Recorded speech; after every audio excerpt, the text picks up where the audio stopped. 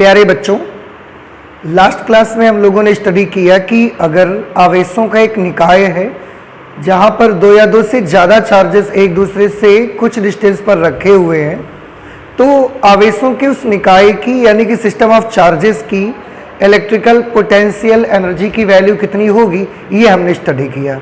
आपने देखा कि उसका फॉर्मूला हमको क्या मिला। अगर एक चार्ज यहाँ पर है Q1, एक चार्ज ये है Q2, दोनों के बीच का डिस्टेंस अगर R है, तो टू पार्टिकल सिस्टम की electrical potential energy which is represented by capital letter U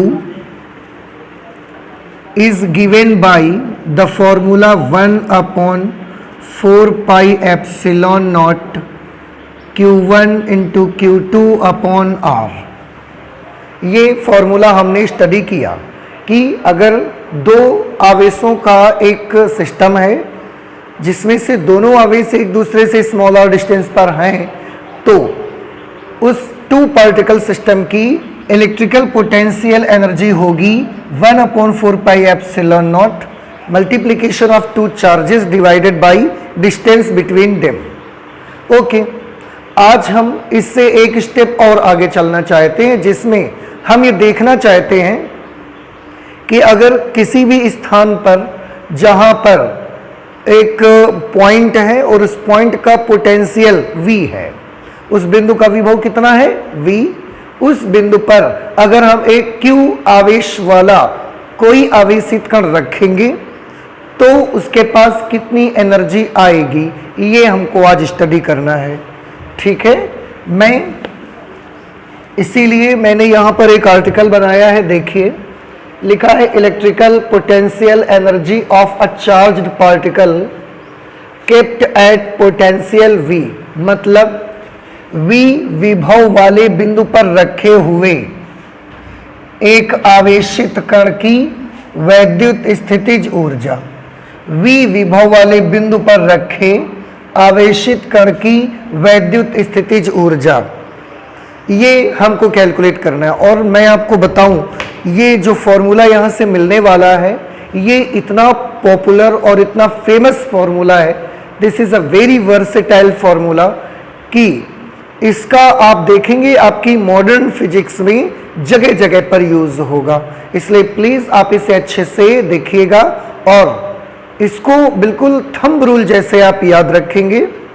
ठीक है, कि अगर किसी बिंदु का विभव V है, मान लेते हैं, हमने माना, यहाँ पर मैं करके दिखा देता हूँ आपको। मान लिया कि ये एक पॉइंट है और इस पॉइंट का पोटेंशियल है V, इस बिंदु का विभव कितना है V, आप बिंदु P मान लो, और इस बिंदु पर ही हमने यहाँ पर एक चार्ज ला के रख दिया। अनंत से अनंत से हम इस चार्ज पार्टिकल Q को लाए, इस पर फोर्स लगाया, डिस्प्लेसमेंट किया और इसको लाते लाते यहाँ पर हमने रख दिया और उस पॉइंट पर रखा जिस बिंदु का विभव V के बराबर है। ऐसी सिचुएशन पर जैसे इस चार्ज पार्टिकल को रखेंगे, क्यों? क्योंकि हमने अनंत से इसको लाने में कुछ वर्क किया, वो वर्क जो हम इस पर करेंगे वही वर्क इस चार्ज पार्टिकल की इलेक्ट्रिकल पोटेंशियल एनर्जी के रूप में इस पे स्टोर हो जाएगा।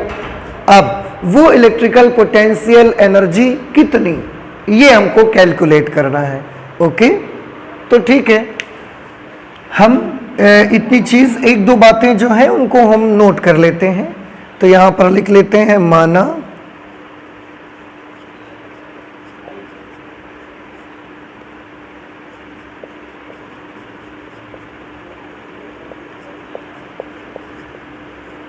माना बाह्य वैद्युत क्षेत्र में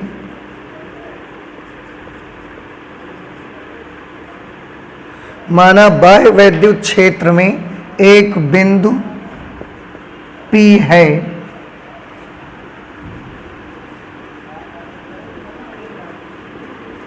जिसका विभव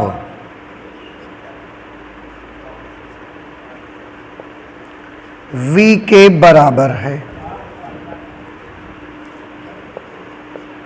ठीक है, बाह्य वैद्युत क्षेत्र ये एक्सटर्नल इलेक्ट्रिक फील्ड है और इस बाह्य वैद्युत क्षेत्र में एक बिंदु P है जिसका विभव V के बराबर है। इस बिंदु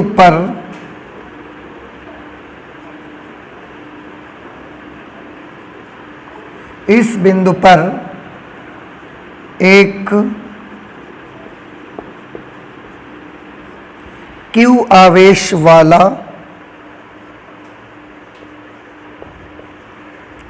इस बिंदु पर एक Q आवेश वाला आवेशित कण रखा गया है। तब अब थोड़ा ध्यान से देखिए बेटा, आपने एक चीज पढ़ी हुई, मैंने क्या माना कि यहां पर एक बाह्य वैद्युत क्षेत्र है, एक्सटर्नल इलेक्ट्रिक फील्ड, और उस एक्सटर्नल इलेक्ट्रिक फील्ड पर ये पॉइंट P है और इस पॉइंट का पोटेंशियल V है। ऑब्वियस सी बात है कि अगर ये बाह्य वैद्युत क्षेत्र में है तो इसका अपना कोई वैद्युत क्षेत्र भी होगा, लेकिन क्योंकि उससे हमें मतलब नहीं है कि वैद्युत क्षेत्र कितना है, इसलिए हम उसको मेंशन ही नहीं कर रहे हैं यहाँ पर। मुझे बस इतना पता लगाना है कि अगर हम किसी बाह्य वैद्युत क्षेत्र में एक ऐसा बिंदु है जिसका विभव V है, उस पर अगर Q आवेश वाला कोई पार्टिकल रखूंगा तो उस Q आवेशित कण के पास कितनी वैद्युत स्थितिज ऊर्जा आएगी, ये हम बस ज्ञात करना चाहते हैं। तो हमारे पास गिवन डाटा क्या है? हमारे पास गिवन डाटा है केवल ये कि जिस बिंदु पर आवेशित कण को रख रहे हैं उस बिंदु का विभव V है और उस पर हम एक आवेशित कण Q वाला कण रख देते हैं। बस ये दो ही चीजें हमको दी गई हैं और इस आवेशित कण की ऊर्जा जिसे हमने V विभव वाले बिंदु पर रखा है, हम इन्हीं दो के पदों में निकाल के लाना चाहते हैं। ओके, अच्छा, अब जैसे कि आप देख रहे हैं मैं बात कर रहा हूं कि यहां पर एक बाह्य वैद्युत क्षेत्र है जहां पर बिंदु P है। आप बहुत अच्छे से जानते हैं कि एक फॉर्मूला आपने पढ़ा हुआ है, मैं आपको ये याद दिलाना चाहता हूं बेटा कि जैसे कि हम बोल रहे हैं कि यहां पर एक एक्सटर्नल इलेक्ट्रिक फील्ड है। ये इलेक्ट्रिक फील्ड क्यों है? आपने गॉस थ्योरम में बेटा एक फॉर्मूला पढ़ा हुआ है, closed integral of E dot ds is equal to 1/ε0 into Q, और वहां पर हमने एक चीज इस फॉर्मूले से देखी हुई थी कि इलेक्ट्रिक फील्ड और चार्ज, वैद्युत क्षेत्र और आवेश, ये एक दूसरे के बगैर इनका अस्तित्व नहीं होता, यानी कि E एंड Q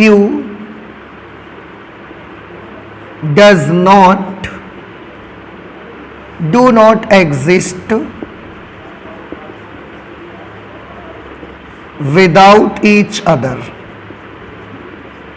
मतलब क्या है? इसका मतलब ये है कि किसी भी जगह पर वैद्युत क्षेत्र की तीव्रता और आवेश एक दूसरे के बगैर एग्जिस्ट नहीं कर सकते। मतलब ये है कि अगर किसी भी जगह पर आवेश है, कहीं पर भी आवेश है, तो ये कंफर्म है कि उसके चारों तरफ इलेक्ट्रिक फील्ड होगा ही, और अगर कहीं पर इलेक्ट्रिक फील्ड है तो ये भी तय है कि उसके आसपास कहीं ना कहीं कोई चार्ज पार्टिकल जरूर रखा होगा। ये बिल्कुल कंफर्म है। फिर से इसका मीनिंग क्या है कि अगर कहीं पर भी आवेशित कण है, चार्ज्ड पार्टिकल है, तो ये कंफर्म है कि उसके चारों तरफ इलेक्ट्रिक फील्ड भी बन ही रहा होगा। एक बात। दूसरी, इसका उल्टा देखिए कि अगर कहीं पर भी कोई इलेक्ट्रिक फील्ड है तो आपको समझ जाना चाहिए कि वो इलेक्ट्रिक फील्ड किसी न किसी आवेशित कण की वजह से ही बना है। मतलब कि अगर कहीं पर इलेक्ट्रिक फील्ड है तो उसके चारों तरफ कहीं ना कहीं कोई चार्ज भी होगा। ठीक, अब इन दो बातों को देखते हुए मैंने अभी एक बात बोली कि यहां पर एक बाह्य वैद्युत क्षेत्र है। अगर यहां पर बाह्य वैद्युत क्षेत्र है और उस बाह्य वैद्युत क्षेत्र में एक बिंदु P है, तो क्या आपको अब समझ में आ रहा होगा कि ये जो बाह्य वैद्युत क्षेत्र है, तो वैद्युत क्षेत्र तो बिना आवेश के एग्जिस्ट नहीं करता। तो ये जो बाह्य वैद्युत क्षेत्र है जरूर ये भी किसी न किसी आवेश की वजह से होगा। मान लेते हैं कि दूर कहीं यहां पर एक आवेश है कैपिटल Q और उसकी वजह से यहां पर वो इलेक्ट्रिक फील्ड है। कौन सा? ये वाला इलेक्ट्रिक फील्ड। और इस इलेक्ट्रिक फील्ड में पॉइंट P है, उस पॉइंट का पोटेंशियल V है। तो ये सारे के सारे इलेक्ट्रिक फील्ड का जो सोर्स है वो कौन है? ये है इलेक्ट्रिक फील्ड का सोर्स। फिर से अगर कहीं चार्ज है तो उसके चारों तरफ इलेक्ट्रिक फील्ड जरूर बन रहा होगा, और अगर कहीं इलेक्ट्रिक फील्ड है देन वी शुड अंडरस्टैंड कि इसके आसपास कहीं ना कहीं कोई ना कोई चार्ज जरूर है। तो अगर यहां पर इलेक्ट्रिक फील्ड है तो जरूर इसके चारों तरफ कहीं ना कहीं कोई चार्ज है जो ये वाला इलेक्ट्रिक फील्ड बना रहा है। हमने मान लिया कि यहां बनने वाला इलेक्ट्रिक फील्ड बहुत दूर रखे एक चार्ज कैपिटल Q की वजह से बन रहा है, और इस चार्ज से यहां तक का जो डिस्टेंस है वो स्मॉल r के बराबर है, ये हमने मान लिया। ठीक है, तब अब आप ध्यान से देखिए, बिंदु P पर विभव का मान कितना होगा ये आप मुझे बता सकते हैं। इस पॉइंट पर कौन इलेक्ट्रिक फील्ड बना रहा है? ये, और ये है, इसको हम बोल सकते हैं सोर्स चार्ज। इसको हम बोल सकते हैं सोर्स चार्ज। यहां पर ये जो विभव बन रहा है वो इस सोर्स चार्ज की वजह से बन रहा है। तब बिंदु P पर विभव का मान कितना होगा?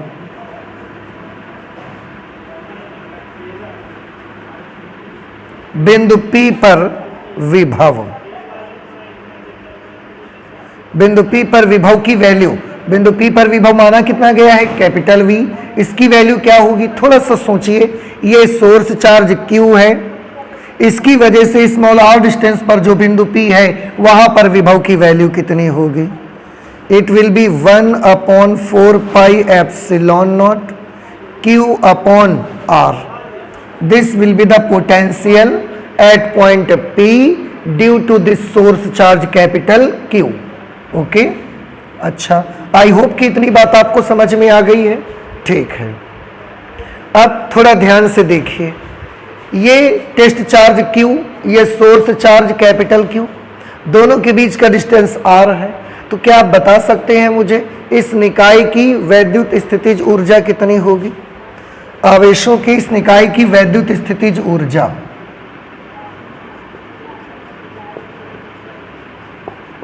क्योंकि वैद्युत स्थितिज ऊर्जा किसी एक चार्ज पार्टिकल की नहीं होती है, वैद्युत स्थितिज ऊर्जा हमेशा किसकी होती है? सिस्टम ऑफ चार्जेस की, निकाय की। आवेशों के इस निकाय की वैद्युत स्थितिज ऊर्जा U is equal to, last class में आपने फॉर्मूला पढ़ा है और अभी थोड़ी देर पहले भी हमने यहां पर बताया था कि अगर एक चार्ज Q1 है, एक चार्ज Q2 है, दोनों के बीच का डिस्टेंस R है, तो उस निकाय की स्थितिज ऊर्जा क्या होती है? 1/4 pi epsilon naught Q1 Q2 upon R। तो 1/4 pi epsilon naught Q1 Q2, Q1 is capital Q, Q2 is small q, capital Q into small q upon R। ये वैद्युत स्थितिज ऊर्जा का फॉर्मूला आ जाएगा।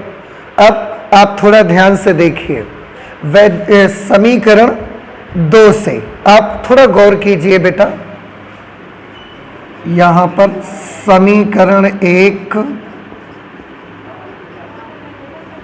व समीकरण 2 से, दोनों समीकरणों से आप देखिए, एक चीज ध्यान दीजिए, U is equal to 1/4 pi epsilon naught Q upon R। इतने टर्म को देखिए आप, 1/4 pi epsilon naught capital Q upon R, 1/4 pi epsilon naught capital Q upon R। इसको हम क्या लिख सकते हैं? इसको हम लिख सकते हैं V, पोटेंशियल, और इसके साथ स्मॉल q। तो ये लिख दिया है स्मॉल q, और इसके साथ हम क्या लिख सकते हैं? Capital V। ये आ गया फॉर्मूला कि अगर आपने किसी आवेशित कण Q को V वोल्ट विभव वाले बिंदु पर रखा है तो उसकी इतनी वैद्युत स्थितिज ऊर्जा आएगी Q इंटू V। मैं एक छोटी सी चीज बेटा आपको याद दिलाना चाहता हूं, आप ध्यान से देखिए। हमने मान लिया ये हमारे पास एक यूनिफॉर्म इलेक्ट्रिक फील्ड है, एक समान वैद्युत क्षेत्र, ये एक समान वैद्युत क्षेत्र है, इस पर हमने एक आवेशित कण Q रखा।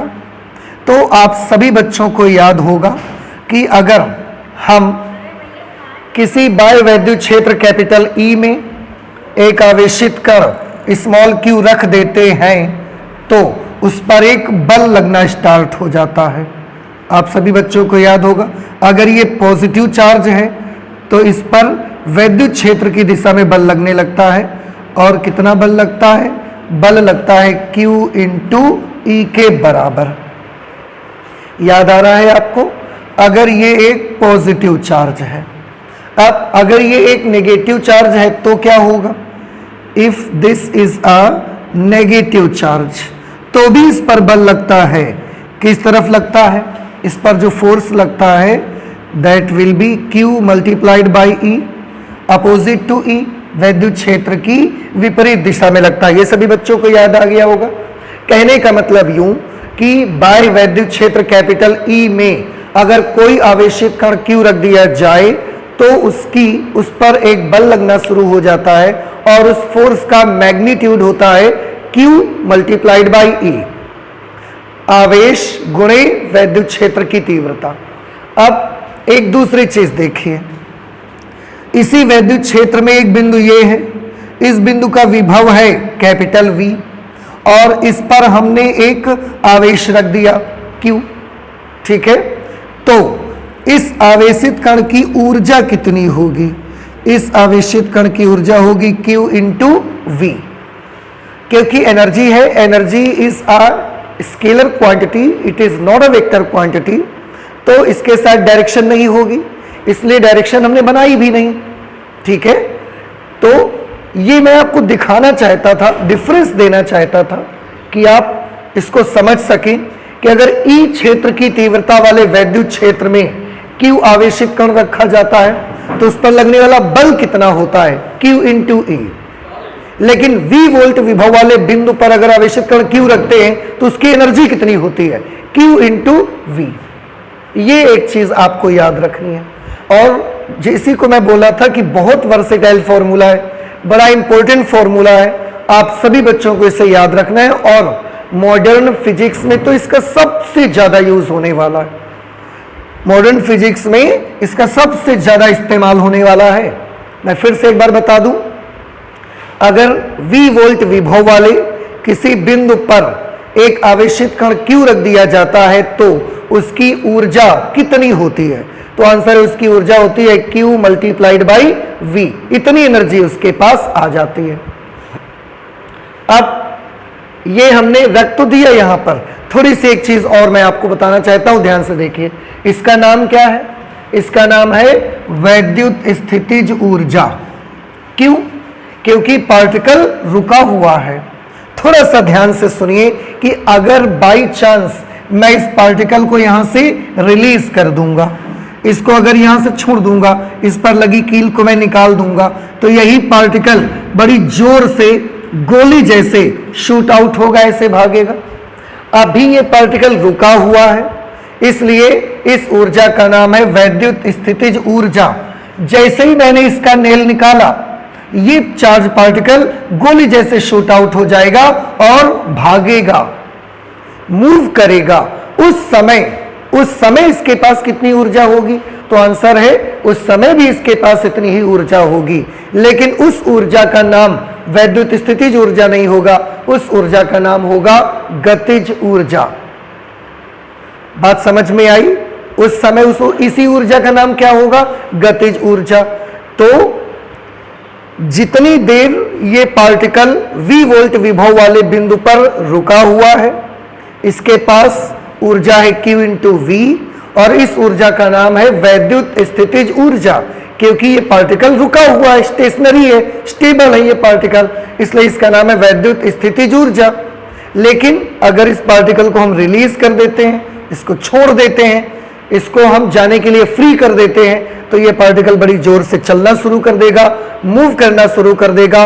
उस समय उसके पास ऊर्जा कितनी होगी? तो आंसर है यही ऊर्जा रहेगी उसके पास, लेकिन स्थितिज ऊर्जा से अब वो कन्वर्ट काय में हो जाएगी? गतिज ऊर्जा में। रुका है तो स्थितिज ऊर्जा, गति करेगा तो गतिज ऊर्जा।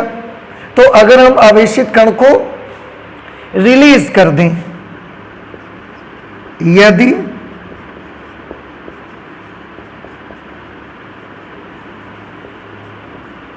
आवेशित कण Q को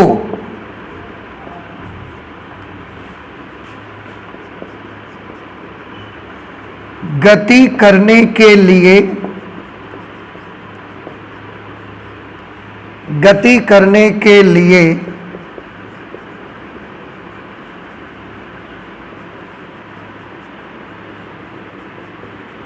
स्वतंत्र कर दिया जाए तो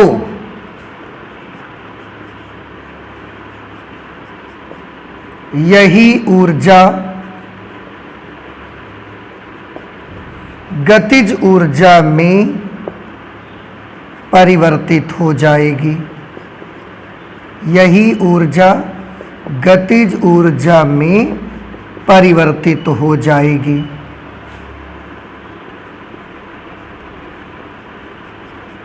उस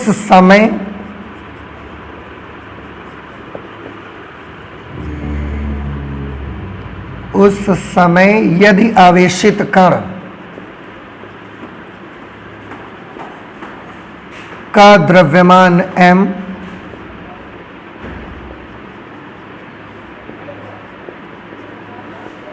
तथा उसका वेग v हो, तब थोड़ा ध्यान से देखें बेटा, मैंने क्या बोला? यदि आवेशित कण Q को गति करने के लिए स्वतंत्र कर दिया जाए। अभी आपने इसको रोक के रखा, अगर आप छोड़ देंगे तो रिपल्सन की वजह से ये जलना शुरू कर देगा, तो यही ऊर्जा गतिज ऊर्जा में परिवर्तित हो जाएगी। उस समय यदि आवेशित कण का द्रव्यमान है उसका वेग v हो, तब Q into v is equal to half mv square. आप देखें उस वक्त यही वैद्युत स्थितिज ऊर्जा क्या बन जाएगी? गतिज ऊर्जा, और गतिज ऊर्जा का फॉर्मूला क्या होता है? Half mv square. ठीक है, और अगर यहां से हम v की वैल्यू निकालेंगे तो ये 2 यहां पर आ जाएगा, m अपॉन में आ जाएगा, v will be under root 2q into V upon m। ये वेलोसिटी का फॉर्मूला आ जाएगा। तो उस वक्त हम ये भी पता लगा सकते हैं कि जब आवेशित कण ऐसा चलेगा, मूव करेगा, तो उसका कितनी वेलोसिटी से वो मूव करेगा। अगर v वोल्ट विभवांतर लगाया गया है तो, या v वोल्ट विभव से उसको एक्सेलरेट करेंगे तो वो कितनी वेग से चलेगा, हम ये भी पता लगा सकते हैं उस वक्त। बेटा समझ आ रही बात आपको? ठीक है, ओके। तो आज के बाद ये चीज हमेशा के लिए आप याद कर लें कि v वोल्ट विभव वाले बिंदु पर अगर कोई Q आवेशित कण रख दिया जाए तो उसके पास कितनी एनर्जी होती है? Q into V. उस ऊर्जा का नाम बताइए। आंसर है जब अगर वो रुका रहेगा तो उस ऊर्जा का नाम वैद्युत स्थितिज ऊर्जा, और अगर हम उसको रिलीज कर देंगे, अगर हम उसको चलने के लिए स्वतंत्र कर देंगे, मुक्त कर देंगे, उस वक्त उस ऊर्जा का नाम हो जाएगा गतिज ऊर्जा। और अगर वो चलते समय v वेग से चलेगा तो उसकी वेलोसिटी इस फॉर्मूले से निकाल सकते हैं हम। ठीक, इतनी सारी चीजें इसमें हो गई। अब कुछ बातें और हैं जो काफी अच्छी है, उनको भी देखना है। ठीक है, तो आप प्लीज इसे नोट कर लें, इसके बाद हम उन पर आते हैं। ओके, अब बेटा हम देखते हैं कि अगर किसी, ये तो हमने एक चार्ज पार्टिकल की, जनरल चार्ज पार्टिकल की बात की जिसका आवेश Q था। अब अगर हम किसी इलेक्ट्रॉन को v वोल्ट विभव वाले बिंदु पर रखेंगे तो उसकी ऊर्जा कितनी आ जाएगी, ये चीज देखिए। यदि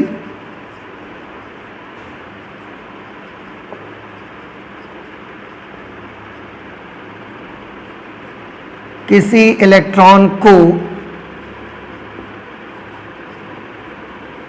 v वोल्ट वाले, v वोल्ट विभव वाले बिंदु V वोल्ट विभव वाले बिंदु पर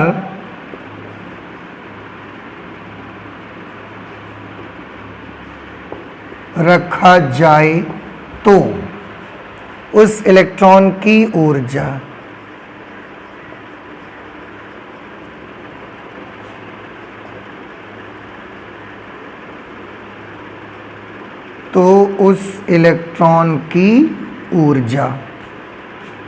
अब आप बताइए उस इलेक्ट्रॉन की ऊर्जा क्या हो सकती है।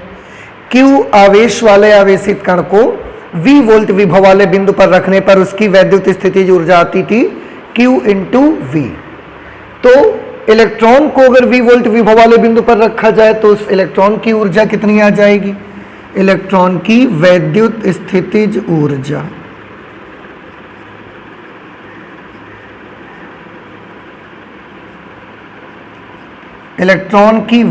स्थितिज ऊर्जा आ जाएगी E इंटू वी। क्यों? क्योंकि इलेक्ट्रॉन के आवेश को तो E से लिखा जाता है ना। ओके।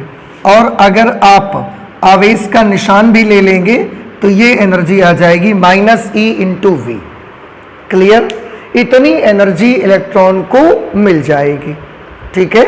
अच्छा, अब और ये एनर्जी इलेक्ट्रॉन के पास कहां से आई? अब शुरू में ही मैंने आपको बताया था कि अनंत से चार्ज पार्टिकल को हम लाए और उस पॉइंट पर हमने रखा, तो हमने उस पर फोर्स लगाया, डिस्प्लेसमेंट किया, हमने उस पर वर्क किया, काम करके हमने अपनी ऊर्जा खर्च की, वही ऊर्जा इसकी स्थितिज ऊर्जा बन गई जा करके। अब एक चीज यहां पर देख रहे हैं आप कि ऊर्जा का वैद्युत स्थितिज ऊर्जा जो है यहां पर नेगेटिव आ रही है, यानी कि जो इलेक्ट्रिकल पोटेंशियल एनर्जी है वो पॉजिटिव या नेगेटिव हो सकती है। इसको आपको थोड़ा सा समझना है। और ये किस पर निर्भर करेगा? आंसर ये डिपेंड करेगा आवेश के साइन पर। वैद्युत स्थितिज ऊर्जा का ऋणात्मक या धनात्मक होना उस आवेश के निशान पर, उस आवेश के चिन्ह पर निर्भर करता है। हम चाहें तो इसे नोट कर सकते हैं। किसी आवेश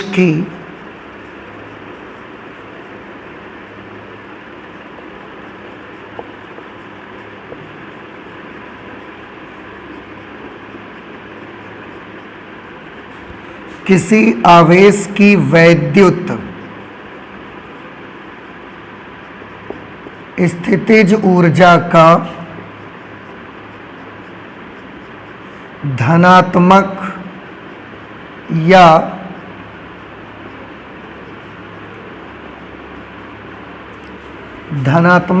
ऋणात्मक होना उस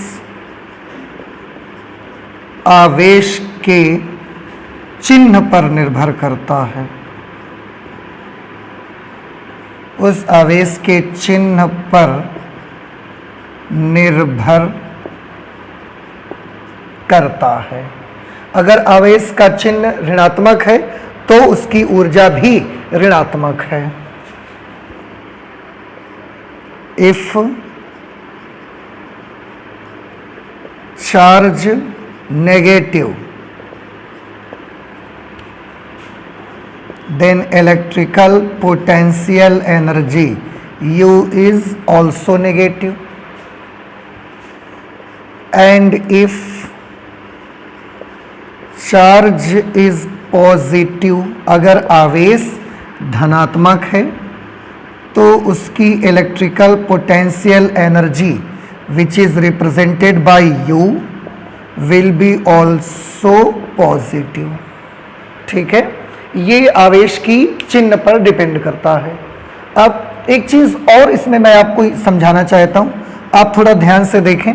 लास्ट क्लास में जो आपने वैद्युत स्थितिज ऊर्जा का फॉर्मूला पढ़ा है ना, उस पर बेस्ड एक दो बातें हैं, थोड़ा आप ध्यान से देखने की कोशिश करिए। बाई चांस मेरे पास दो चार्ज हैं, this charge is positive Q and this is negative Q, and there is a distance small r between them। Okay, अब आप मुझे बताएं इनकी एनर्जी पॉजिटिव होगी या नेगेटिव होगी। आप दोनों तरह से देख सकते हैं, जैसे आपकी मर्जी। देखो एनर्जी का फॉर्मूला बेटा क्या पढ़ा था आपने, 1/4 pi epsilon naught Q1 into Q2। आप चाहें तो इसको Q1 और Q2 ले सकते हैं। तो Q1 इंटू Q2, ध्यान से देखिए, here Q1 is positive but Q2 is negative. तो अगर हम उनको उनके निशान सहित लेने जाएंगे तो Q1 पॉजिटिव है, Q2 नेगेटिव, ये एनर्जी का निशान कैसा आ जाएगा, एनर्जी का निशान नेगेटिव आ जाएगा। Q1 प्लस है पर Q2 तो माइनस है, प्लस इंटू माइनस, वो माइनस आगे आ जाएगा अपॉन R। एनर्जी कैसी हो जाएगी, नेगेटिव। ठीक, अच्छा अगर एक चार्ज इसमें प्लस है Q1, दूसरा R डिस्टेंस पर रखा हुआ चार्ज भी प्लस है, अगर अपोजिट साइन है चार्ज के,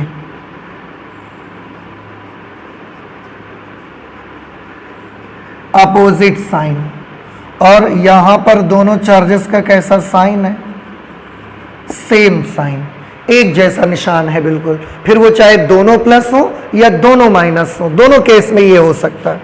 उस वक्त इलेक्ट्रिकल पोटेंशियल एनर्जी का फॉर्मूला क्या होगा, 1/4 pi epsilon naught Q1 into Q2, and you are seeing that here both the charges are of same sign, plus into plus, it will be plus, positive। तो U is equal to 1/4 pi epsilon naught Q1 into Q2 upon R। Okay, ये यहाँ पर energy आ गई। अब ये energy कैसी आ गई, देखो positive.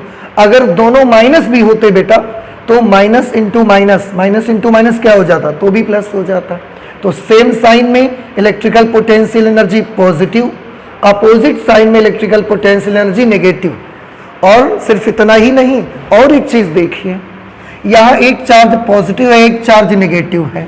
Can you tell me what type of force is there, किस प्रकार का बल इनके बीच में लगेगा, बताइए। क्या इनके बीच आकर्षण बल लगेगा या इनके बीच प्रतिकर्षण बल लगेगा। तो एक चार्ज प्लस है और एक चार्ज माइनस है, ऑब्वियसली इनके बीच में आकर्षण बल लगेगा। फोर्स कैसा है, आकर्षण, अट्रैक्शन। ठीक, अच्छा, और एनर्जी कैसी है इनके बीच की, एनर्जी है इनके बीच की नेगेटिव। ओके, यहां पर देखिए, यहां पर इन दोनों के बीच का फोर्स कैसा है, यहां पर इन दोनों के बीच, क्योंकि दोनों सेम साइन है, सेम साइन में फोर्स कैसा होता है, रिपल्सन। रिपल्शन यानी कि प्रतिकर्षण, प्रतिकर्षण। और एनर्जी कैसी है, एनर्जी आप देखिए पॉजिटिव है, पॉजिटिव। तो यहां से एक चीज और अब आपको याद रखनी है, बिल्कुल बड़े अच्छे से आपकी जुबान पे बिल्कुल ये रहना चाहिए कि अगर आवेशों के किसी निकाय में, दो आवेशों का एक निकाय है, दो आवेशों के उस निकाय में अगर दोनों के बीच बल आकर्षण है तो उनके बीच वैद्युत स्थितिज ऊर्जा कैसी होगी, ऋणात्मक, ऋणात्मक। अगर दो आवेशों के निकाय में उनके बीच लगने वाला बल प्रतिकर्षण है तो फिर उनकी एनर्जी कैसी होगी, उस निकाय की एनर्जी कैसी होगी, उस सिस्टम की एनर्जी होगी पॉजिटिव। आई होप कि अब ये चीज आपको समझ में आ गई होगी। ठीक है, so if the force between the two charges is attraction, then there the electrical potential energy of that system will be negative, and if the force between two charges is repulsion, then the electrical potential energy of that system will be positive. Okay, ये आपको याद रखना है। अच्छा, एक छोटी सी बात और कि अगर इनके बीच में कोई फोर्स नहीं होगा तो क्या होगा, if there is no force, if देखो, दो बल की हमने बात की, आकर्षण होने पर निकाय की वैद्युत स्थितिज ऊर्जा ऋणात्मक, प्रतिकर्षण होने पर निकाय की वैद्युत स्थितिज ऊर्जा धनात्मक। लेकिन अगर कोई बल ही नहीं हो, if there is no force, अगर किसी भी प्रकार का बल ही ना लग रहा हो, ऐसा कब हो सकता है? ऐसा कब हो सकता है कि चार्ज हो पर उनके बीच फोर्स ना लगे? आप सभी को ये कंडीशन बताई गई है। There are two charges but force between them is zero, there is no force. When will it possible? ऐसा कब होगा आप बताइए। तो आंसर ऐसा तब होगा जब उनके बीच का जो डिस्टेंस है वो इंफिनिटी हो जाए। दो के दोनों चार्ज एक दूसरे से ऐसा इंफिनिट डिस्टेंस पर चले जाएंगे, फिर उनके बीच लगने वाला फोर्स कैसा हो जाएगा? जीरो हो जाएगा। आर जीरो हो जाएगा। No force, no force means force is equal to zero. और ऐसा तभी हो सकता है जब दोनों के बीच इंफिनिटी डिस्टेंस हो। ठीक है, अच्छा, अब अगर दोनों के बीच डिस्टेंस इंफिनिटी होगा तो कोई बल नहीं लगेगा, चार्ज होंगे but there will be no any force between them. So at that situation what will be electrical potential energy? Therefore या देन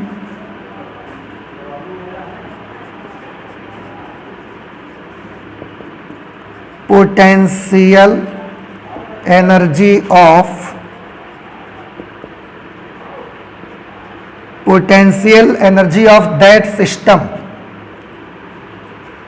will be, उस समय उस सिस्टम की पोटेंशियल एनर्जी कितनी? U की वैल्यू, U का फॉर्मूला ये है, इसमें 1/4πε0 दोनों चार्जेस का मल्टीप्लीकेशन अपॉन डिस्टेंस, और डिस्टेंस कितनी हो गई? इंफिनिटी।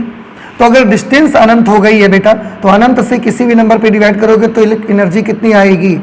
जीरो। तो ये चीज याद कर लीजिए कि अगर दो आवेशों के बीच आकर्षण बल है तो स्थितिज ऊर्जा ऋणात्मक, प्रतिकर्षण बल होने पर स्थितिज ऊर्जा धनात्मक। लेकिन अगर दो आवेशित कणों के बीच कोई फोर्स नहीं लग रहा है, ऐसा कब हो सकता है? ऐसा तब हो सकता है जब दो आवेश एक दूसरे से अनंत दूरी पर हैं। उस वक्त दोनों के बीच या उस निकाय की वैद्युत स्थितिज ऊर्जा कितनी है? उस वक्त वैद्युत स्थितिज ऊर्जा कितनी होगी? जीरो के बराबर होगी। ठीक है, तो अब एक चीज और मैं यहां पर बताऊं, अगर दो आवेश एक दूसरे से, दोनों आवेशों के बीच की दूरी बढ़ाकर आप अनंत कर देंगे तो उनके वैद्युत स्थितिज ऊर्जा का मान क्या हो जाएगा? जीरो। दूरी बढ़ने से ही वैद्युत स्थितिज ऊर्जा घट रही है, समझ रहे हैं आप? और घटते घटते कितनी हो गई? जीरो। और अगर दूरी आप पास लाते जाएंगे तो वैद्युत स्थितिज ऊर्जा का क्या होगा? बढ़ेगी।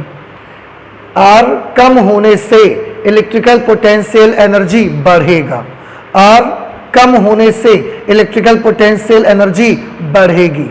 हाँ, इतना सा फर्क हो सकता है कि अगर इस सिचुएशन पर आर की वैल्यू कम होगी तो नेगेटिव एनर्जी बढ़ेगी, अगर इस सिचुएशन पे आर की वैल्यू घटेगी तो पॉजिटिव एनर्जी बढ़ेगी।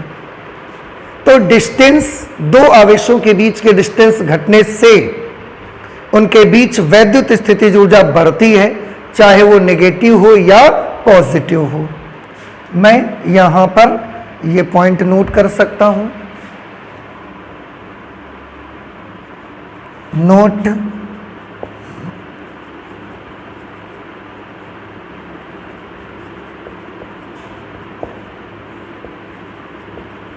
दो बिंदु आवेशों के बीच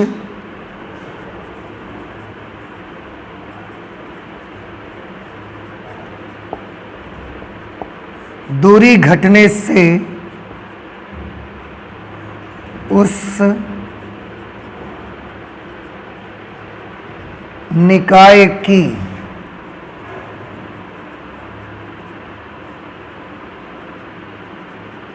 स्थितिज ऊर्जा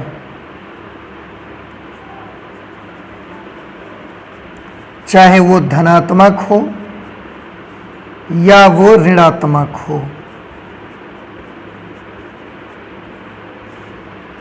बढ़ती है। ठीक है, तो दो बिंदु आवेशों के बीच दूरी घटने से उस निकाय की स्थितिज ऊर्जा धनात्मक या ऋणात्मक बढ़ती है। ओके, ये भी एक पॉइंट हमने कवर कर लिया। ठीक है, अब एक छोटा सा सीक्वेंस आपको देखना है, एक स्टेप और आगे चलते हैं इसमें समझने के लिए कि थोड़ा ध्यान से देखो। मान लेते हैं ये वाला केस है। एक चीज और आपको बेटा मालूम होगा, मैं आपको याद दिला देता हूं अगर नहीं मालूम है। अगर किसी सिस्टम पर हम वर्क करते हैं, अगर किसी सिस्टम पर हम वर्क करते हैं तो वो एनर्जी कैसी? पॉजिटिव। ठीक है, और अगर किसी सिस्टम पर कोई सिस्टम वर्क करता है तो वो एनर्जी उसकी कैसी होगी? नेगेटिव।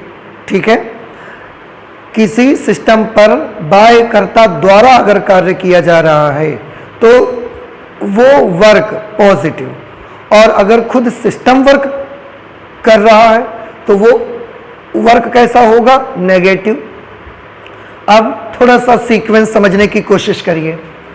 मान लीजिए ये वाला केस है, एक चार्ज पॉजिटिव है, ये पॉजिटिव चार्ज है, और एक चार्ज हमारे पास कैसा है? नेगेटिव।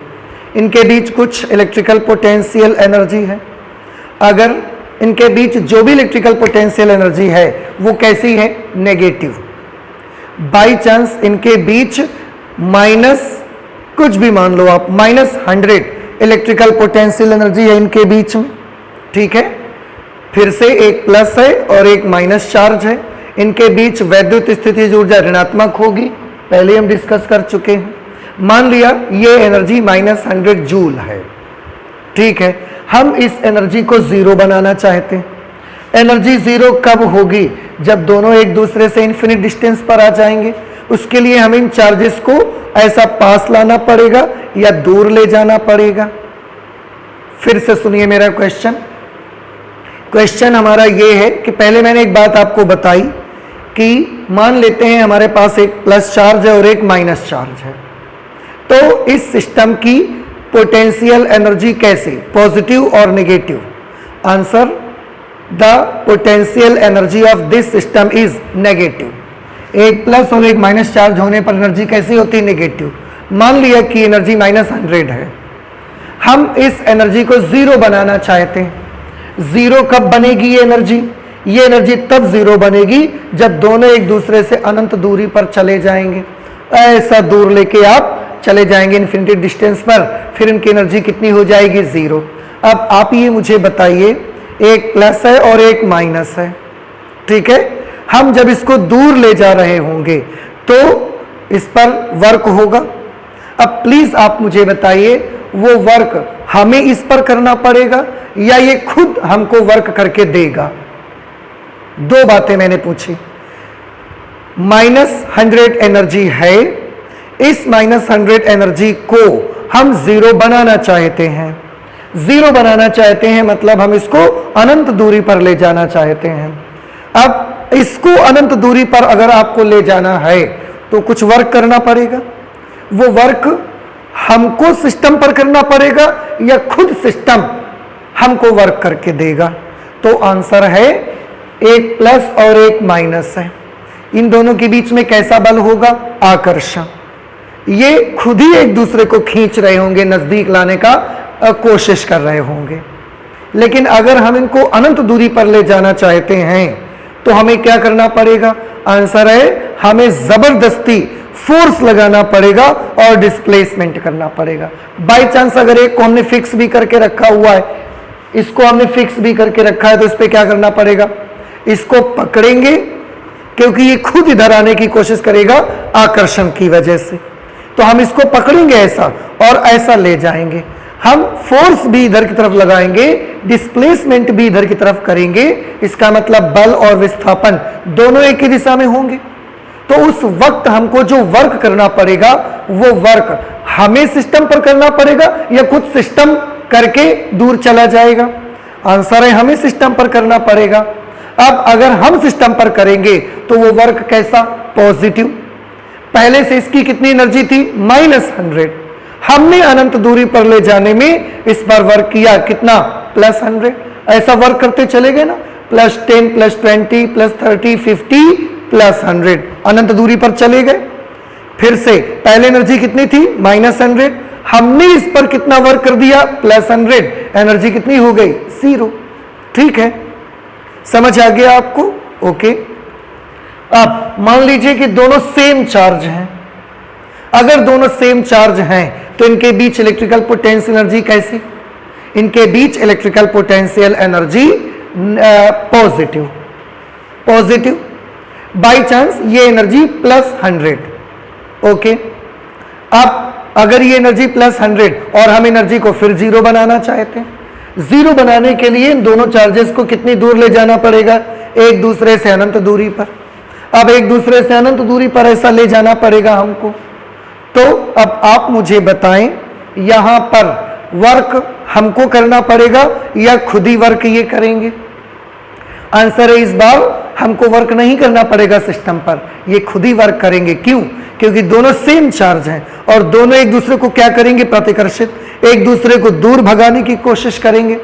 तो अनंत दूरी पर ले जाने के लिए आपको वर्क नहीं करना पड़ेगा, वो खुद ही एक दूसरे से दूर भागकर अनंत पर चले जाएंगे। तो जब हमें वर्क नहीं करना पड़ा, उन्होंने खुद वर्क कर दिया। अगर हम वर्क करते तो वो वर्क कैसा होता, पॉजिटिव, लेकिन उन चार्जेस ने ही वर्क कर दिया, इसलिए वर्क कैसा हो गया, नेगेटिव। तो उनके पास कितनी एनर्जी थी इनिशियली, +100, उन्होंने ही वर्क कर दिया, हमको करना नहीं पड़ा। उन्होंने कितना वर्क कर दिया, उन्होंने वर्क कर दिया -100, क्योंकि वो जो वर्क करेंगे हमको नहीं करना पड़ेगा, वो वर्क कैसा होगा, नेगेटिव। ओके। अगर वो वर्क नेगेटिव होगा तो ये +100 और उन्होंने वर्क करके दूर चले गए, -100 वर्क कर दिया, तो +100 और -100 दोनों मिलकर कितने हो गए, 0। अभी भी एनर्जी 0 हो गई। दोनों केसेस एक बार मैं फिर से समराइज कर दूं आपको, ध्यान से देखिए। अगर एक चार्ज प्लस एक माइनस है, दो तरीके से हम इसको समझ सकते हैं। पहला, वर्क हमें करना पड़ेगा दूर ले जाने में, वो वर्क कैसा होगा, पॉजिटिव। एनर्जी थी -100, हमने वर्क किया पॉजिटिव +100, एनर्जी 0 हो गई। अनंत पर चले गए, एनर्जी 0 हो गई, सारा सीक्वेंस मैच कर गया। दूसरी चीज ये भी हो सकता है कि हमने जिस तरफ बल लगाया उसी तरफ विस्थापन हो रहा है, इसलिए हमारा वर्क कैसा है, पॉजिटिव। इस केस में आइए, इस केस में दोनों पॉजिटिव हैं, इनकी एनर्जी भी कैसी है, पॉजिटिव।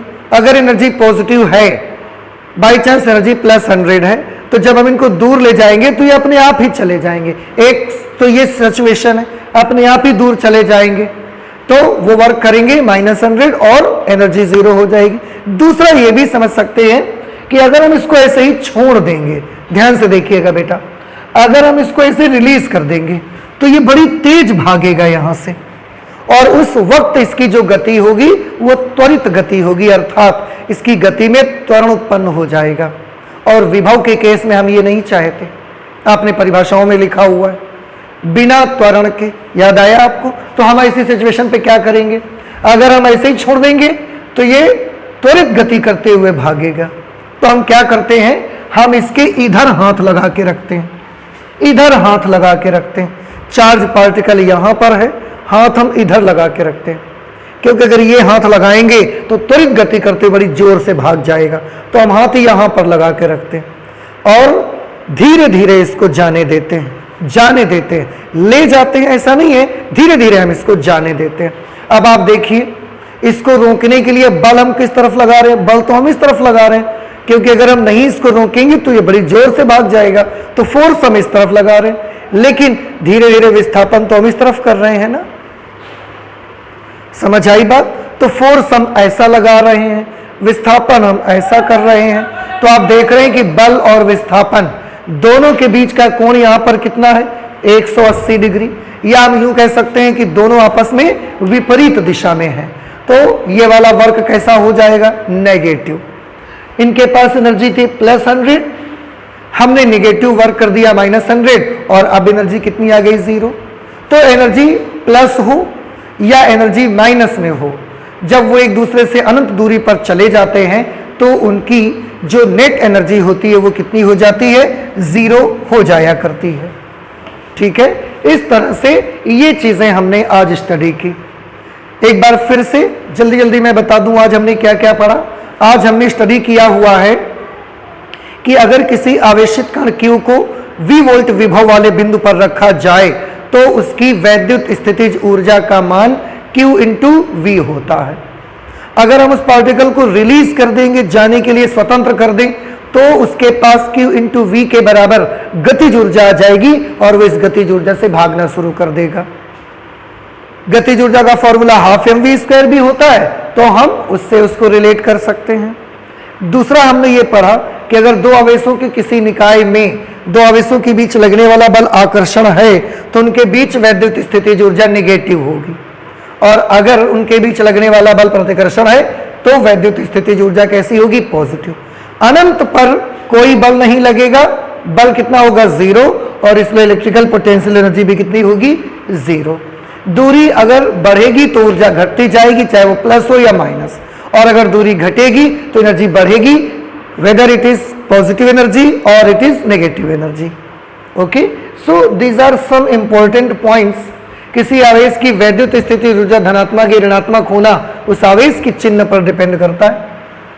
ठीक है, अगर इलेक्ट्रॉन को V वोल्ट विभवांतर से त्वरित किया जाए तो उसकी एनर्जी कितनी आ जाएगी, E इंटू V, उसकी एनर्जी भी आ जाएगी। नेगेटिव साइन तो इसके चार्ज के साइन की वजह से आ गया है।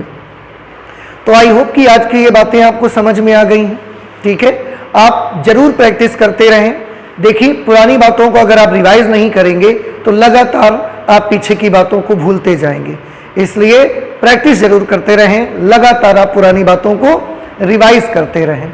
ठीक है, कभी भी आप किसी भी चीज को ये मत सोचें कि ये तो मुझे आ रहा है। आप उसको लगातार, जब भी आपको वक्त मिलता है, जब भी आपको मौका मिलता है, आप जरूर प्रयासरत रहें। क्योंकि मैं आपको एक बात बताना चाहता हूं, बड़ी छोटी सी लाइन है जो मैं बोलना चाहता हूं, आई होप कि आप समझेंगे उससे, कि सफलता की तैयारी ना करना ही असफलता की तैयारी करने के बराबर होता है। कहने का मतलब मेरा यूं कि इस दुनिया में कोई भी इंसान शायद ऐसा नहीं होगा जो असफलता की तैयारी कर रहा होगा, जो वो कहे कि नहीं हम फेल्योर के लिए प्रिपेयर कर रहे हैं, कोई नहीं होगा। असफलता की तैयारी इस दुनिया में कोई नहीं करता बेटा, आप याद रखिएगा। असफलता की तैयारी ना कोई करता है और ना असफलता की तैयारी किसी को करनी पड़ती है, ये अपने आप हो जाती है उस वक्त जब आप सफलता की तैयारी करना बंद कर देते हैं। इसलिए प्लीज आप याद रखें कि जिस दिन आप सफलता की तैयारी नहीं करते हैं, जाने अनजाने आप समझ ही नहीं पाते, लेकिन उस दिन आपसे असफलता की तैयारी हो जाती है। इसलिए प्लीज हम आपसे रिक्वेस्ट करते हैं कि आप जो भी पुरानी चीजें उनको रिवाइज करते रहें, लगातार इन चीजों को पढ़ते रहें, समझते रहें। कोई प्रॉब्लम आने पर जरूर हमें बताएं, तो ये आप जरूर अच्छे से याद रखिएगा। ठीक है, और इन्हीं शब्दों के साथ आज मैं अपनी बात को यहीं विराम देता हूं। आज हम इतना ही रखते हैं, आगे और भी बहुत सारी पढ़ाई करेंगे, लेकिन नेक्स्ट क्लास पे। तो चलते हैं, मिलते हैं नेक्स्ट क्लास पे। Okay, thank you.